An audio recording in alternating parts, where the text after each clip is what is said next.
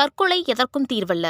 மன அழுத்தம் ஏற்பட்டாலோ தற்கொலை எண்ணம் வந்தாலோ அதிலிருந்து விடுபடுவதற்கு தமிழக சுகாதார சேவை உதவி மையம் 104 அல்லது ஸ்னேகா தற்கொலை தடுப்பு உதவி மையம் 0442640050 ആകിയ എണ്ണുകളെ അழைக்கலாம்.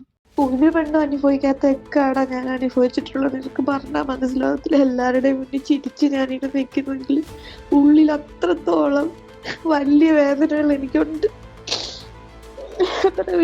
എനിക്കൊന്നും അറിയത്തില്ല. ഞാനൊരു മനുഷ്യനോടും പറഞ്ഞിട്ടില്ല. പക്ഷെ മഞ്ജുനാഥിന് അഖില പറഞ്ഞ് കുറച്ചൊക്കെ അറിയാം.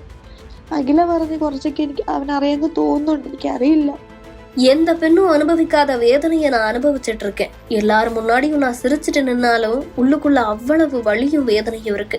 இவை தற்கொலை செய்து கொள்வதற்கு முன்பு வாட்ஸ்அப்பில் தனது குடும்பத்தினரோடு பகிர்ந்து கொண்ட ஆடியோவில் கேரளாவைச் சேர்ந்த பெண்ணொருவர் கூறியது. குடும்ப வன்முறை காரணமாக உயிரை மாய்த்து கொண்ட இப்பெண்ணிற்கு நடந்த கொடுமைகள் என்ன, யார் இவர், விரிவாக பார்க்கலாம். கேரள மாநிலம் கொல்லம் மாவட்டத்தில் உள்ள சாஸ்தன்கோட்டை பகுதியைச் சேர்ந்தவர் சதீஷ். இவர் சவுதி அரேபியாவில் உள்ள சார்ஜாவில் பணியாற்றி வருகிறார். கடந்த 11 ஆண்டுகளுக்கு முன்பு இவருக்கும் கொல்லம் மாவட்டத்தைச் சேர்ந்த அதுல்யா என்பவருக்கும் திருமணம் நடந்துள்ளது. இவர்களுக்கு ஒரு மகள் உள்ள நிலையில் மகளை கேரளாவில் உறவினர்களுடன் விட்டுவிட்டு மனைவியை மட்டும் சார்ஜா அழைத்துச் சென்றுள்ளார் சதீஷ்.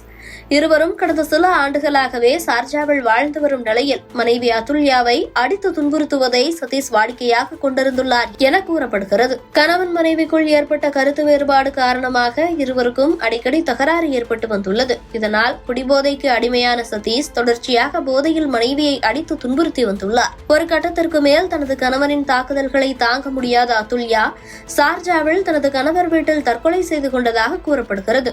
ஆனால் தனது மகளை வீட்டில் அடைத்து வைத்து அடித்து துன்புறுத்தியே கணவர் கொலை செய்திருக்கலாம் என அதுல்யாவின் உறவினர்கள் காவல் நிலையத்தில் புகார் அளித்துள்ளனர். இறப்பதற்கு முன்பு அதுல்யா தனது கணவரின் தாக்குதல்களால் ஏற்பட்ட காயங்களையும் தனது கணவர் போதையில் செய்யும் அடாவடிகளையும் செல்போனில் வீடியோவாக பதிவு செய்து வைத்துள்ளார். காயமடைந்த அதுல்யாவின் வீடியோ காட்சிகள் மற்றும் அவர் அனுப்பிய வாய்ஸ் மெசேஜும் தற்போது இணையத்தில் வெளியாகி பெரும் பரபரப்பை கிளப்பியுள்ளது.